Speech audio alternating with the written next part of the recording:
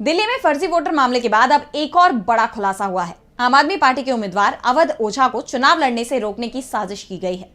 इस मामले में बीजेपी के साथ चुनाव आयोग भी बुरी तरह से फंस गया है।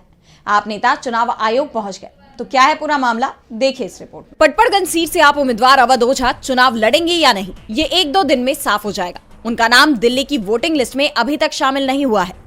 इसे लेकर आप चीफ अरविंद केजरीवाल ने बड़ा दावा करते हुए कहा कि एक तरफ बीजेपी नेता फर्जी वोट बनवा रहे हैं, तो दूसरी तरफ अवध ओझा जो पहले ग्रेटर नोएडा के वोटर थे, उन्होंने अपना वोट दिल्ली ट्रांसफर करवाने के लिए फॉर्म 6 भरा था, जो वोट बनवाने के लिए होता है।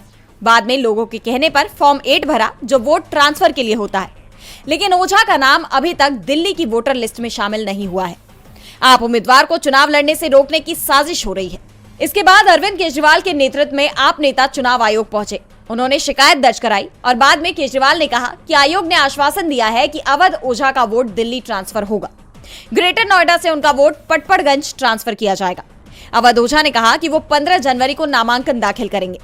अवध ओझा को तो राहत मिलती दिख रही है, लेकिन बीजेपी उम्मीदवारों पर चुनाव आयोग की तरफ से कोई कार्रवाई नहीं हो रही है। केजरीवाल ने कहा कि नई दिल्ली में खुलेआम बीजेपी का कैंडिडेट चादर बांट रहा है। किदवई नगर में चादरें बटी हैं, एक और कॉलोनी के अंदर जूते बांटे गए, एक और कॉलोनी में जैकेट्स बांटी गई, पैसे और चश्मे बांटे जा रहे हैं।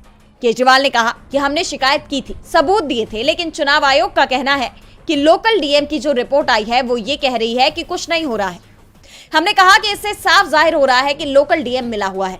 पूरी दुनिया को दिखाई दे रहा है कि चादरें बट रही हैं, लेकिन डीएम को दिखाई नहीं दे रहा। हमने आज फिर से अपील की है कि डीएम को सस्पेंड किया जाए और उसके खिलाफ सख्त एक्शन लिया जाए।